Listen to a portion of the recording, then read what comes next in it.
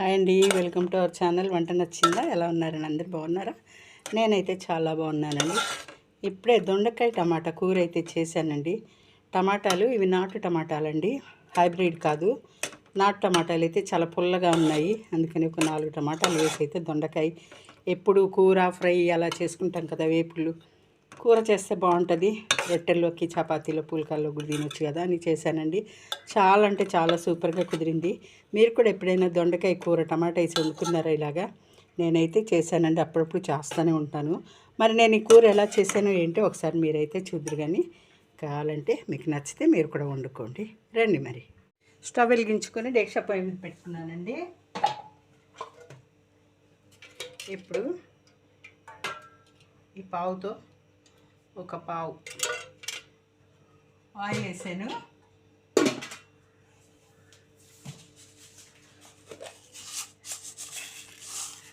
ఒక ½ table spoon ఆవాలు,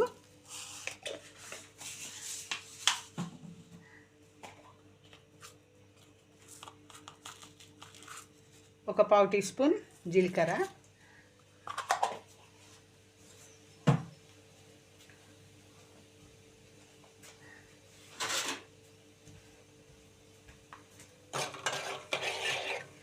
బాగా కలుపుకోవాలండి.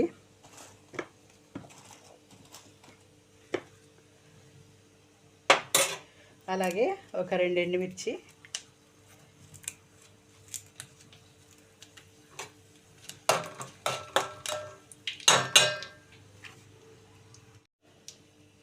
ఒక చిన్న ఉల్లిపాయ పొడవుగా కట్ చేసి ముక్కలు అందులో వేసి కలుపుకుందామండి. దొండకాయ టమాటా కూర. అలాగే ఒక 2 పచ్చిమిర్చి కట్ చేసి వేసుకుందాం పొడవుగా.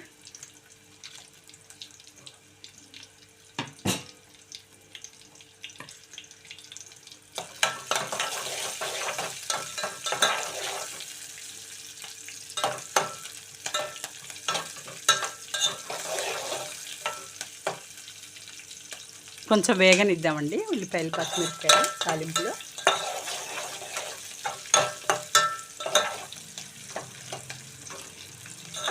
దొండకాయ టమాటా కూర టమాటా వేసి చేస్తే బాగుంటుందండి. కూరలాగా గుజ్జుగా బాగుంటుంది. అన్నంలో తినడానికి కూడా పుల్ల పుల్లగా కమ్మగా చాలా బాగుంటుంది అన్నమాట. నేను అప్పుడప్పుడు వండుతానండి, పిల్లలు కూడా ఇష్టంగా తింటారు.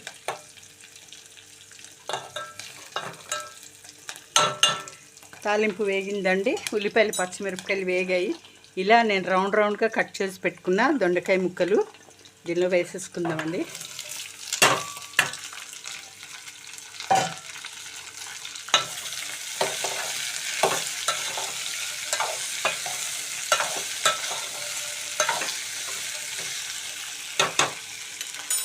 కొంచెం సాల్ట్ వేసుకుందాం, తొందరగా మగ్గుతాయి అన్నమాట కొద్దిగా.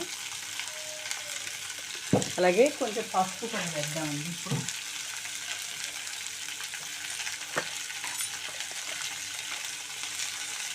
ఈ స్పూన్తో చిన్న స్పూన్ అండి ఇది, దీంతో అందుకని నేను 2 స్పూన్లు వేస్తాను. ఇప్పుడు చాలా చిన్న స్పూన్ ఇది. అలా ఉప్పు పసుపు వేసి మూత పెట్టి కొంచెం లో ఫ్లేమ్లో పెట్టుకొని మనం ఈ బాగా మెత్తగా మగ్గేంత వరకు వీటిని మగ్గించుకోవాలండి. ఈ దొండకాయ ముక్కల్ని కొంచెం మెత్తగా అయ్యేంత వరకు మూత పెట్టి మగ్గించుకుందాం. చూద్దామండి.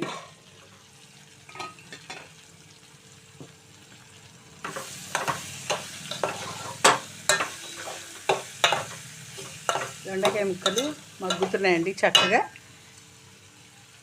ఇప్పుడు దీంట్లో ఒక 4 టమాటాలు బాగా పండినవి దీంట్లో అయితే వేస్తున్నానండి కట్ చేసి.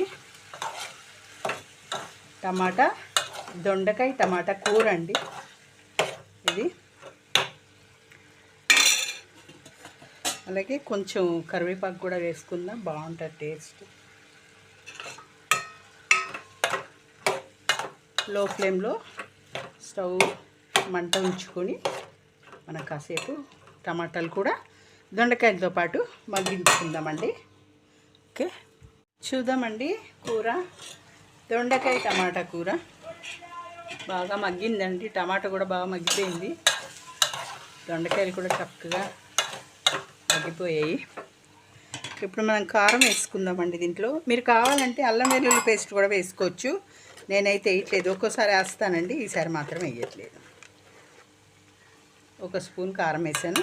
నాకు సరిపోద్దండి ఈ కారము. మీరు ఎక్కువ తినేవాళ్ళు అయితే కొంచెం కారం ఎక్కువగా ఇంకొద్దిగా వేసుకోండి. అలాగే ఒక 1/2 టేబుల్ స్పూన్ ధనియాల పొడి కూడా వేసాను.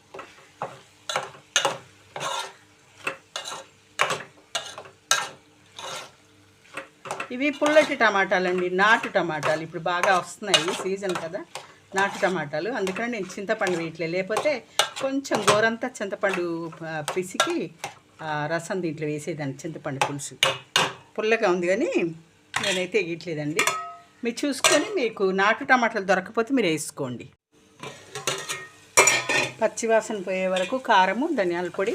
ఈ ధనియాల పొడి వేయించిన ధనియాలు పొడి చేసి ఉంచుతానండి నేను, కూరల్లో ఏదైనా అవసరమైనప్పుడు వేసుకోవడానికి. అదే అన్నమాట, వేయించి పొడి చేసిన ధనియాల పొడి. ఇప్పుడు దీంట్లో దొండకాయలు ఉడకడానికి కొంచెం నీళ్ళు అయితే పోస్తున్నాను.